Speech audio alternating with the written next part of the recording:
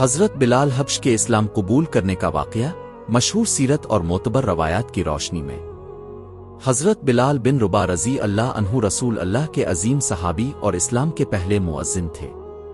وہ مکہ میں غلام تھے اور امیہ بن خلف کے قبضے میں تھے۔ جب رسول اللہ نے اسلام کی دعوت دینا شروع کی تو حضرت بلال ابتدائی لوگوں میں شامل تھے جنہوں نے اسلام قبول کیا۔ تاریخی روایات میں آتا ہے کہ انہوں نے توحید کے پیغام کو سنا اور دل سے قبول کر لیا۔ اسلام قبول کرنے کے بعد ان پر بہت سخت ظلم کیا گیا۔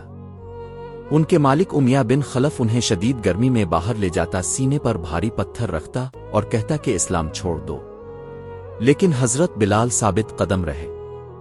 روایت میں مشہور ہے کہ وہ بار بار کہتے تھے احد احد، اللہ ایک ہے، اللہ ایک ہے۔ جب حضرت ابو بکر صدیق نے ان پر ہونے والا ظلم دیکھا تو انہوں نے حضرت بلال کو خرید کر آزاد کر دیا۔ حضرت بلال بعد میں رسول اللہ کے قریب ترین صحابہ میں شامل ہوئے اور اپنے انہیں اذان دینے کی ذمہ داری دی۔ ان کی زندگی صبر، ایمان اور اللہ پر ثابت قدمی کی مثال بن گئی۔ اس واقعہ سے ہمیں یہ پیغام ملتا ہے کہ اسلام صرف الفاظ سے نہیں بلکہ حق پر ثابت قدم رہنے سے ظاہر ہوتا ہے، اور حضرت بلال رضی اللہ عنہ اس کی عظیم مثال ہے۔